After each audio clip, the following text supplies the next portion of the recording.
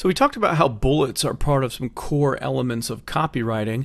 Now let's talk about some quick bullet formulas that you can use to write bullets for, whether it's on an opt-in form page or you're trying to maximize the number of opt-ins and you want to have 5 to 7 bullets describing the content that you're giving away, or whether you use it in a sales letter or sales video or on a webinar, where you want to kind of, if it's in a video webinar, you're still kind of talking about it, so it's still part of the script, talking about some of the details of the offer.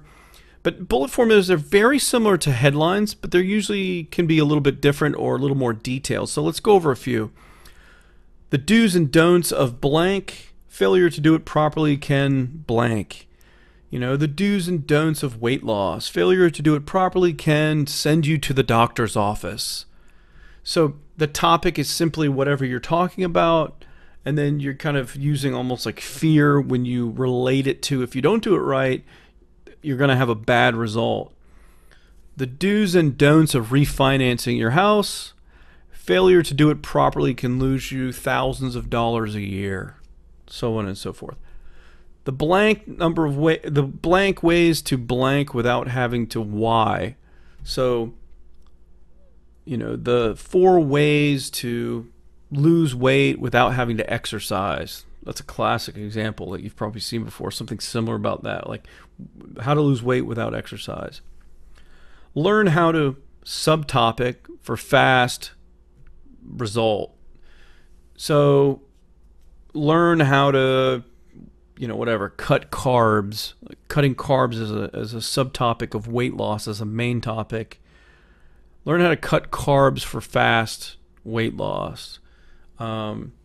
Learn how to negotiate interest rates for fast savings. I'm sure you get the example. So you can not only use the topic, but you can use subtopics in the same market. Save money on blank with a secret from an ex-blank employee. He reveals the inside truth. This is a common bullet that you've probably seen before. You say like, save money on refinancing with a secret from an Fannie Mae employee. He reveals the inside truth about getting the best deal on home mortgages or second mortgages or refinancing. The truth about blank and whether you should use it or not. So this could be the truth about, I don't know, like if you're talking about weight loss and you think about a subcategory like the truth about eating vegan and whether you should do it or not, or the truth about cutting all carbs and whether you should do it or not. The truth about sit-ups and whether you should do them or not. Stuff like that. So the truth about, that's a very popular proven formula. Let's do a few more. Subtopic versus subtopic, and which should you choose? So this is just you comparing 2 different types of elements. You could say the treadmill versus the Stairmaster, which one should you be using? See, another one is the number of ways to reach the result without having to why.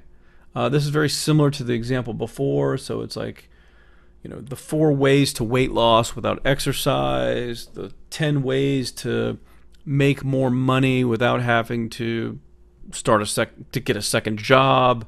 There's just a number of examples you can do with that. The one big thing you absolutely must not do if you want blank fast. So the one thing you must absolutely not do if you want to lose weight fast. The one thing you absolutely must not do if you want to get more customers or clients for your business fast. The one big thing you absolutely must not do if you want more website traffic fast. It applies to anything and builds interest and intrigue. Blank number of resources that every blank participant needs to know about. So the 5 resources that every person trying to lose weight needs to know about. The 8 resources that every person battling anxiety needs to know about. You can just fill any of those things in. Anyways, this is just some basic kind of formulas and templates that you can use to write bullets. There are many, many more. In fact, if you just do a Google search for copywriting bullet formulas, you'll probably find hundreds of them. So that's another great thing about copy. You never have to reinvent the wheel. You never have to do anything from scratch. There are so many proven types of sentences, bullets, headlines, subheads, closings to offers, all that good stuff. that you can literally just take what someone else has already done and change the words around to apply to your business. It's funny. I wrote a sales letter, kind of a long form sales letter, once upon a time, that promoted. I think it was a DVD that I produced, teaching people to start an eBay business. This was, gosh, 20 years ago, 18 years ago. And I had an info product at the time, and I had kind of accidentally started using eBay. This was back when they first started. And I figured out some tricks on how to get the listings to show higher. So the items I was selling, I used to be I've done so much stuff as an entrepreneur, but I used to buy and sell baseball and football cards, and I used to collect collectibles and memorabilia. And I was selling some of that on eBay back in the late 90s. And I was having such great success and figuring out the tricks to make more money than my competition. I decided to make an info product and sell it as a course to help other people have success with eBay. Obviously hoping that my competitors in the memorabilia market weren't buying it, but it was people doing anything else with eBay. It would help them. So I wrote a sales letter that sold this product, and the product did very well. I did several $100,000 in sales of that product. I think it may have even reached a million after like 3 years of selling it. But it did very well, and one of the reasons it did very well is I wrote, there was no video sales letters back then or anything, but I wrote a long web page that just had good copy, had the headline, do you want to know how to buy and sell on eBay? And I think I had a very powerful headline that was something like, if you could buy something for $5 and sell it for $15, how many times would you do it? And and then just kind of talked about the secrets behind eBay and how I figured all this stuff out from trial and error, yada yada yada, and then how I was selling this CD for $97 if they wanted to learn all my tricks and copy my efforts and do it too. Well, the point of me bringing this up, I wrote this long form sales letter, and my father at the time, he was the CEO of an environmental company, and he ended up retiring in his early 60s, and he was never an entrepreneur at all. He was the opposite of me, really. And he wanted to kind of start his own business and do things. And my father was an engineer and also kind of an inventor. And he invented a golf putter. He was big into golf, and he created this golf putting, something to do with it had better physics where the ball rolled better and it was more accurate or something. Anyways, he invented this thing, and he built it in his garage. And so he wanted to sell it on the internet or start selling it, where he was literally selling them and making them by hand. And he took my sales letter for my eBay DVD info product, and he literally just changed the words to relate to his golf putter.